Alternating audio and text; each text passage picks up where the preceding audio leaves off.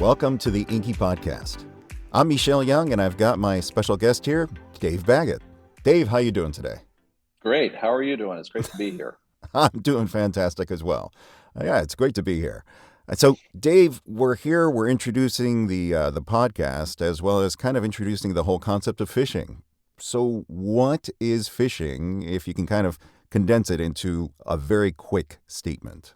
Yeah, I'm excited for the podcast. So welcome everybody. And just to set the stage, people talk about cybersecurity threats, email threats, and very rarely do people define those terms. So let's define phishing. Like you said, phishing for us is usually impersonation. So it's an email in our case that comes in that attempts to convince the recipient, the victim user, that the attacker is a person or brand that the recipient knows. So it could be a fake mail that appears to be from Microsoft or any other brand, or it could be a fake mail that appears to be from some person the recipient knows, like their boss or CEO or so on. And that's the essence of phishing for us, is impersonation. Now, typically when somebody does a phishing attack, they're not going to do, and I know this going to sound funny, but something from Doritos or Oreos. It's going to be something. Sure.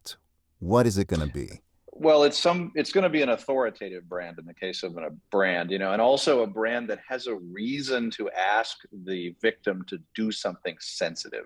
So at Inky, we have this concept of sensitive content that encompasses things like paying money, wiring money, paying invoices, buying gift cards. That's a common scam, sending W-2s. So the attacker, when he's impersonating a brand, needs to have a brand that would be asking you to do something like that. So an example would be Microsoft would be asking you, hey, change your password, or your mail's over quota, log in here. And that might be a way for them to capture your password. So it's not going to be like, people have to panic. Oh no, phishing. They just have to be more aware of stuff that could happen. Maybe an Amazon login or a DHL thing or a bank like you mentioned. Yeah, exactly. And the way that you'll see kind of banks, non-banking, non-IT brands is things like those, hey, log into Amazon to get a gift card for doing a survey. We see a lot of those scams over the holidays.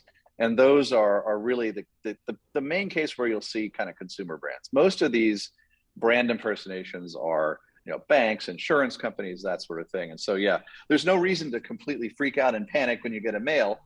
Obviously, if you get a mail and you're not sure who it's from and it's from a brand, just go to their website directly. All right. That sounds great. Thanks, Dave. And thanks for coming and listening to the Inky Podcast.